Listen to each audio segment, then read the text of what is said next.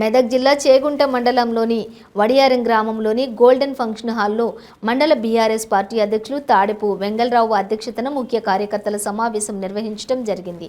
ఈ సమావేశంలో వెంగళరావు మాట్లాడుతూ తనకు బీఆర్ఎస్ పార్టీలోని అన్యాయం జరిగిందని, కొందరు సీనియర్ నాయకులు తనకు గుర్తింపు ఇవ్వడం లేదని తన ఆవేదన వ్యక్తం చేశారు. ఇప్పటికైనా పార్టీ అధిష్టానం ప్రతి ఒక్క కష్టపడ్డ కార్యకర్తను గుర్తించాలని కోరారు. సంబంధించిన బీఆర్ఎస్ పార్టీ ప్రస్తుత బీఆర్ఎస్ పార్టీ సభ్యులందరం కలిసి ఈ సమావేశం ఏర్పాటు చేసుకునే ముఖ్య ఉద్దేశం ఏంటంటే పనిచేసిన కార్యకర్తలకు గుర్తింపు దక్కడం లేదు.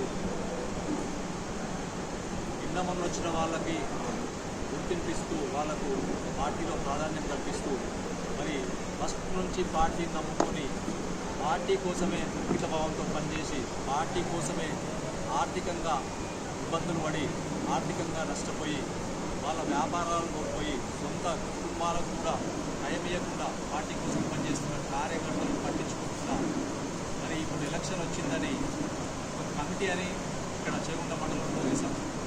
ఆ కమిటీలో సభ్యులు ఎవరయ్యా అంటే 9 మంది పెట్టి ఆ 9 మంది కమిటీని వేసినప్పుడు ఏ విధంగా వేయాలి, మండలంలో ఒక మీటింగ్ కండక్ట్ చేసి అందరి సమక్షంలో ఆ కమిటీ వేస్తే దానికి ఒక గౌరవం ఉంటుంది, న్యాయం ఇస్తారు. కానీ ఎలా చేసిరు, ఈ అంశదాబాలో కూర్చొని 10 మంది వాళ్ళకు అనుకుని 9 మందిని కమిటీలో వేశారు. నేను ఒక మండల్ ప్రెసిడెంట్గా 6 సంవత్సరాల నుంచి టీఆర్ఎస్ పార్టీకి సేవలు అందిస్తున్నాను. 2017 నుంచి సేవలు అందిస్తున్నాను. అట్లాంటి నన్ను కమిటీలో వేయకుండా నన్ను ఒక హత్య చేసినట్టుగా, అంటే నన్ను ఒక వెన్నుపోటు పొడిచినట్టుగా, కత్తితో పొడిచినట్టుగా నన్ను ఆ కమిటీలో వేయకుండా నన్ను అవమానం చేయడం జరిగింది. ఇది మంచి పద్ధతి కాదు. ఇది మరి ఈ అన్యాయం నాతోటే ఆగిపోవాలి, ఇంకొకరికి జరగొద్దనే ఒక ఉద్దేశంతో నేను ఈరోజు ఆ కార్యకర్తలందరికీ కూడా ఇవ్వడం జరిగింది, అందరితో చర్చించడం జరిగింది.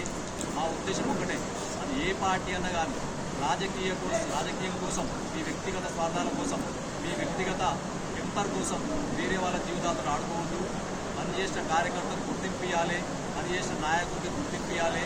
అది కులమతాల భేదం లేకుండా పనిచేసిన వాడే ఒక పదవికి అనుగుణ విధంగా